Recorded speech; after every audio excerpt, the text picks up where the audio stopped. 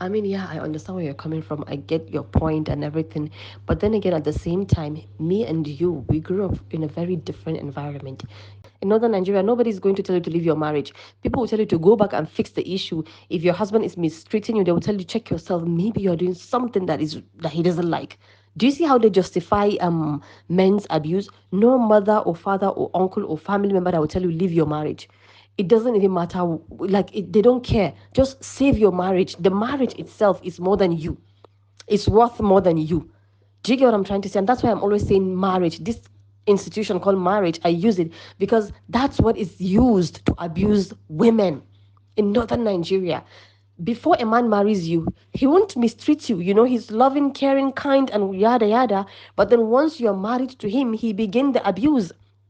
That's why I say marriage, because the marriage is what is used to abuse these women. You get what I'm trying to say? And in northern Nigeria, like I said again, nobody's going to tell you to leave your marriage. Nobody. Even the preachers who would preach, they will just tell you how to go about it and stuff. It doesn't work.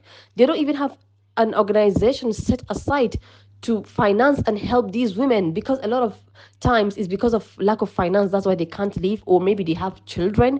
If you want to leave, you would want to live with your kids, right? Then you don't have the financial capacity to do it.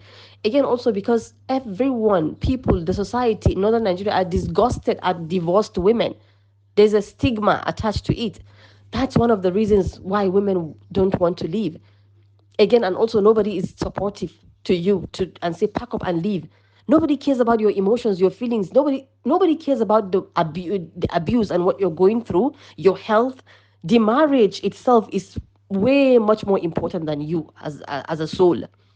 So that's why you see I say the things that I say. And again, also it's because I talk to these women, and whenever I write some things is because of what they are telling me and what they're experiencing. And now I am hearing them say these things and I put them all together. So it's like I'm not talking for one woman only. A lot of women talk to me on a daily basis.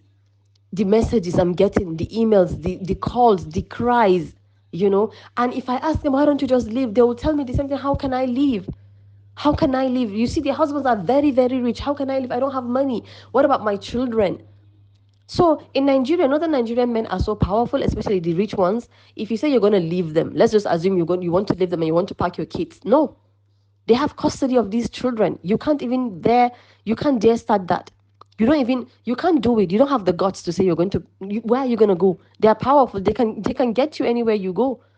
And there's also this thing where when a woman decides she wants to leave this abusive husband, he will make sure, even though he's not with her anymore, he will make sure her life is miserable. He will never leave her. He will keep hunting her down.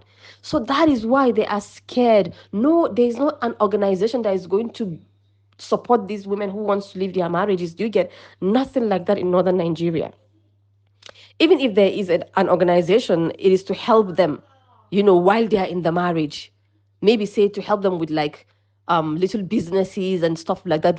And in most cases, these men won't let you even have that business. Do you get? So, and the reason why they are crippling women is because of the hunger to control. If you remove control of women in men, they are zero, they are nothing.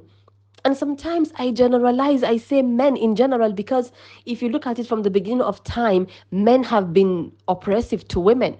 Things have changed in a lot of ways, but northern Nigeria is way, way backward. And somebody has to like start something. So that's why I say I advocate for that. I'm an advocate for women's right in northern Nigeria. Northern Nigerian women are going through a lot. Women are dying in silence. Women won't talk about their issues until they have heart attack and die, because nobody is going to support them anyway. Some of them commit suicide. Haven't you heard an issue where it's been the past few months? I guess it's been trending online, where I think on two different occasions men locked up their wives, and one of the women died locked up, and then the other one, when they found her, she died later on in the hospital. They locked them up without feeding them and for days. So this is the imagine, these women were locked. They were locked up. Nobody saw them for a few days, and nobody was asking. No family member was asking. You get what I'm trying to say? Because they're in their husband's house, people don't want to interfere. So things have to change, and that's where I come in. You don't have a lot of women in northern Nigeria who are bold enough to talk about these things. You don't have a lot of women in northern Nigeria who are fearless to write and make videos about this topic. And if I am able to do it, then why can't I just help them and be their voice? And that's exactly what I'm doing. Sometimes if I write these things again, it's because of the experience of these women that are calling me, and telling me what they are going through. And you see that there is no single man in their family who would come and say, no, enough is enough. No brother, no uncle, no one. And they know. It's not like they don't know. In fact, if you go to your mom, or they'll say, no, no, no, don't even start talking about this. Go back to your husband and find ways to fix it. Nobody's going to call him up and say, why are you treating my daughter a certain way? Why are you doing this? Why are you doing that? Do you get? And I see southern Nigeria is totally different from northern Nigeria, even though there is one general similarity, which is, again, men wanted to control women. But aside that, I see not southern Nigerian men actually investing in their women, opening businesses for them. They let them to be financially independent and all of that. You get what I'm trying to say? But in northern Nigeria, it's not the same. So yeah, that's why, yes, there's anger, there is rage, because it's very much needed to spread awareness, to bring attention to the issue. You get? So yeah, it is what it is, and somebody have to do something about it. And I feel obligated to be that voice, to be that person who's going to try.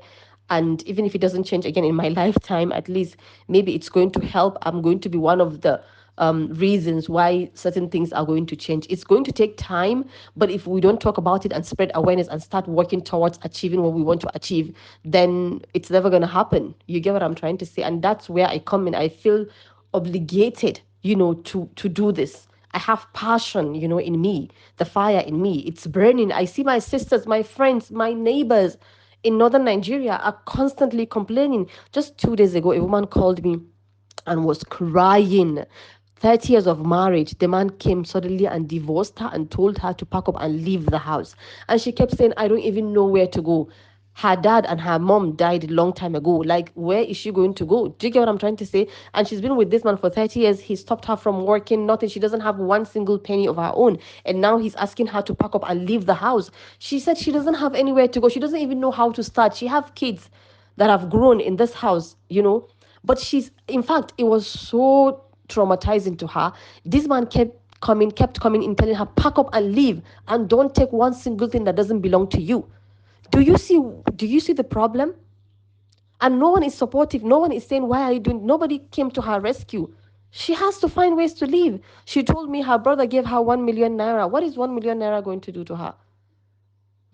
So, and now she's going to start a life where everyone is going to point a finger at her. When you leave your marriage in northern Nigeria, you are seen as the problem. Nobody is feeling sorry that this 30 years of marriage, you're asking this woman to leave and go where?